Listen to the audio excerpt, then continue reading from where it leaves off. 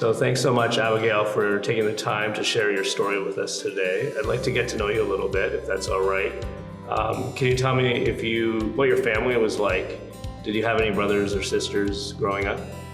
Yeah, so I grew up in a big homeschool Christian family, which not everyone gets that experience, and I'm very grateful for it. It was good the way that I got to see myself the way I was because of interacting with people all the time like this close. And they say you're yourself at home, and a lot of people got to see me as myself.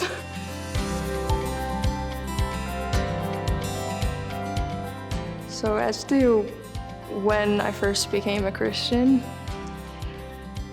it's interesting because for the longest time, I actually couldn't remember. And like I said, I grew up in a Christian home, so I felt like it was assumed that we all believed and were Christians already.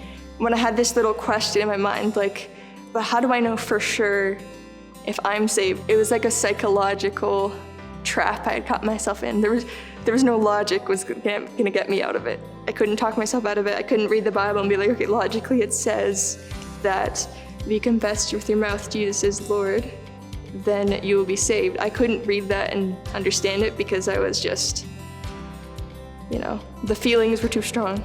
And I feel like probably a lot of people can identify with that, especially kids. Believing in Jesus is trusting him that he has your eternity, right? So there's no room for fear there. That's the whole point. It's releasing that fear that is trusting him. And if that kind of fear and questioning isn't necessarily the Holy Spirit trying to get me to realize that I'm not saved, which is what I thought it was, but just my own human broken confusion and weakness and my broken conscience that doesn't understand everything. That meant so much, and I knew I could never doubt it again because that was God totally answering that prayer in his grace. The piano has been a special thing. It's a place to escape and just express all my feelings, and I'm so grateful for that.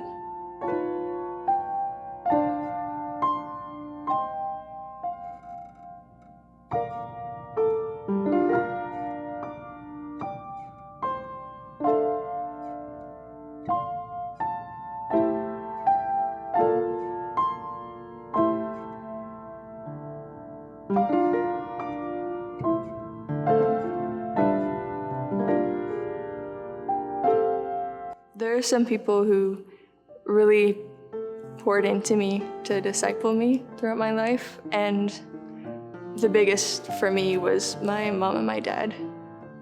My parents followed God and trusted him in such a strong way that for me, prayer was such an important part in our family. So for me, God wasn't this person we believed in. He was the head of the family. I obeyed my parents obeyed God. That's the way it worked.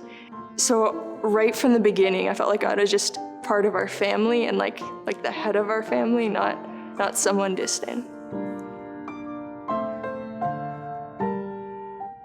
One thing I just really want to make clear is that my story isn't really a story of faith. It's more like a story of his faithfulness, because faith is something I did not have for so long. But so many times I remember, especially as a kid, praying that God would help me understand things and help me to learn things and help me to overcome certain sins. And he did that, and he's doing that, and he still does that. So I think one thing that I want kids to be encouraged about is that God reveals himself and hears the prayers of kids too. Because sometimes, you can feel like this is faith things or things that you figure out when you're older, but no, God's there, he's close, hoping that we grow up and find him. Thank you so much for taking the time to share some of your story with us, Abigail. Finally, is there a favorite verse that you want to share with us? One that has just meant a lot to me recently I mean, there's a lot, but this one means a lot. And it's Psalm 27, verse 4. It's one thing I've desired of the Lord, that will I seek, that I might dwell in the house of the Lord all the days of my life, to behold the beauty of the Lord and to inquire in his temple. And yeah, that's just, I find that so encouraging because it's like, no matter where my life is gonna go, no matter what I'm gonna do, like right now, like that's the thing I want, no matter where I am, is to be with him and close to him. There's no other joy besides that.